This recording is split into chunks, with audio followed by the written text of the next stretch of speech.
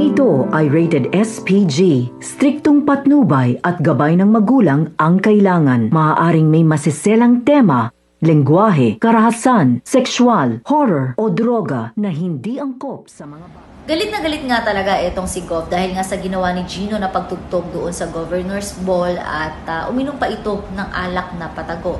At ngayon dahil sa sobrang inis nga nito ni Gov sa kanyang anak, bigla niya itong kinababa ng sasakyan at sinabi na maglakad ito pa uwi ng bahay nila. So pinigilan naman ito ni Cecil, subalit siya ay masasaktan muli nito ni William. At nang makauwi nga ng bahay itong si Gino, kitang-kita niya ang mga pasa ng kanyang ina. So nais niyang picturean nito at ipost sa social media nang ma-expose nga daw ang kasamaan na ginagawa ng kanyang ama sa kanilang pamilya.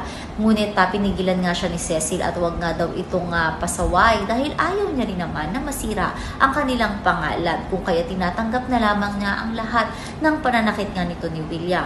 Samantala ibibigay naman na ni Tanya kay Sky ang kanyang hinahanap ng mga files ng kanyang ate Luna at kahit ano pang mangyari ay handang-handa itong si Sky kung anuman ang mga malalaman niya o ang mga katotohanan na sasamulat sa kanya dahil kahit gaano pa raw kabigat ito ay tatanggapin niya. So marami pa tayong mga dapat tunghayan ng mga revelasyon at mga eksena dito nga lang sa Senior High.